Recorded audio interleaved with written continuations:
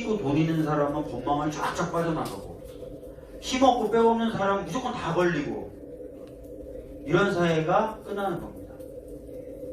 제가 주변에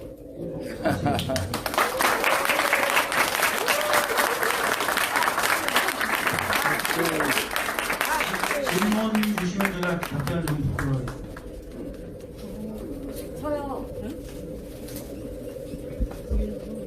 그래서 윤석열이가 지금 하고 있는 게 지금 이제 조국 장관님하고 이렇게 조국 장관님하고 이렇게 하고 있잖아요. 근데 지금 하는 게 쇼예요. 아니면은 진짜 이거 다 못생긴 게 공수처가 만들어지지 못하려고 지금 진짜로 하는 거예요. 아니 지금 뭐 검찰이 쇼로 수사하진 않고 수사는 하는 거예요. 수사하는 건데 그 의도와 뭐 목적이 무엇인지에 대해서는 여러 해석이 가능하죠. 근데 뭐 지금은 아시다시피 예전과 달라서 뭐 청와대나 저희 당하고 무슨 소통을 하거나 저희들이 뭔가 얘기를 할 수 있는 상황과 단계가 아니어서 저희들도 여러 가지 의미로 뭐 보고 있는 거죠. 근데 다만 이제 이 수사가 정치적 목적으로 또 정치적 수사로 흐르지 않도록, 그죠? 공정한 수사, 정당한 수사는 보장해야 되겠지만 정치적 수사로 흐르지 않도록은 저희들이 견제를 해야 되기 때문에 계속 저희들이 얘기하는 게 피의 사실 공표하지 말아라. 또 뭐 먼지 주변 친척까지 다 그렇게 별건 수사하고 이런 것도 하지 말아라. 이런 식으로 계속 얘기를 하는 거죠. 아니 뭐 하지 말아라 하다고 해서 검찰의 그 힘이 그 강제되고 하는 법적인 그런 건 없잖아요. 머리 한번 깎으셔야죠. 아니 뭐 필요하면 머리 깎겠는데 전 뭐 머리 숱이 별로 없어서. 예. 저기 황간에서 검찰이 다음 주에 조경심 교수를 구속한다는 소문이 있는데 이게 다음 주는 추정되고 있죠 벌써. 그 가능성이 몇 프로나 된다고 보시는지. 다음 주에 저희들이 봤을 때 소환은 할 것 같아요. 예. 구속은 소환을 해서 조사를 하고 나서 구속 여부에 대해서는 판단을 하겠죠. 자락은 좀 많이 깔고 있는 것 같습니다. 지금 검찰이 증거인멸 시도에 대한 이런 보도가 검찰 발로 좀 많이 되고 있으니까 염두에는 두고 있는 것 같고 그 염두에 두고 있는 바를 위해서 자락들은 좀 깔고는 있는 것 같은데 실제 저희들도 구체적인 수사 내용을 알 수가 없어서 몇 퍼센트 정도로 뭐냐라고 말씀하시면 제가 참 딱 답변해드리기 어려운 건 사실입니다. 가능성이 상당히 높다. 어느 정도 있다.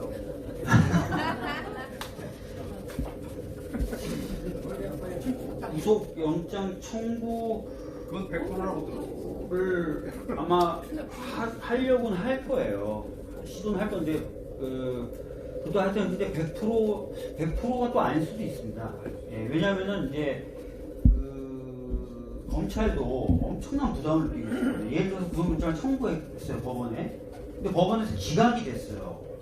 그러면 그 후폭풍에 대해서도 고민을 할 수밖에 없을 겁니다. 그러니까 상당한 자신감이 있지 않고서는 함부로 청구하기는 좀 어려울 수도 있어요.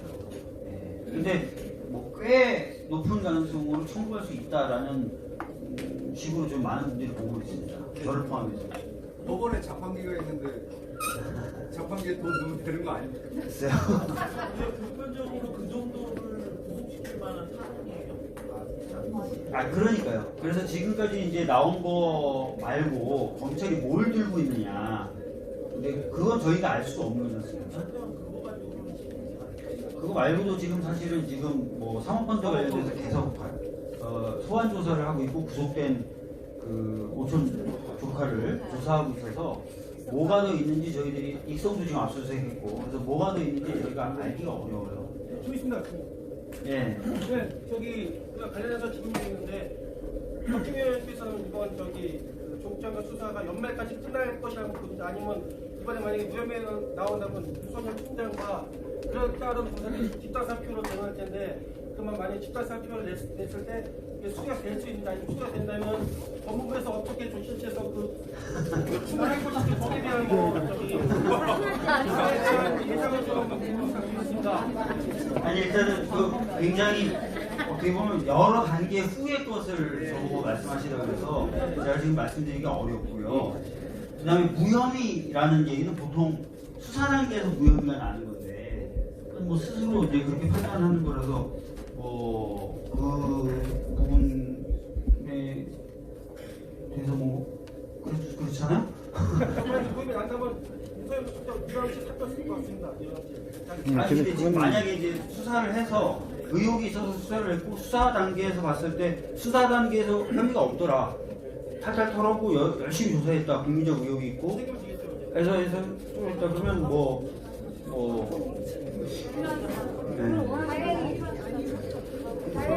네. 이번에 보니까 그 뒤에 제가 그 아까 의원님께서 이야기한 부분에 굉장히 공감을 갔던 게요. 저 같은 경우는 1990년대에 검찰에 의해서 구속 영장 실질 심사를 3번을 받았어요. 네. 근데 판사가 계속 다 기각을 했습니다. 네. 근데 기각이 됐는데도 4번째 또 검사가 조작을 해서 저한테 영장 실질 심사를 해서 제가 그때 노동운동할 때였거든요.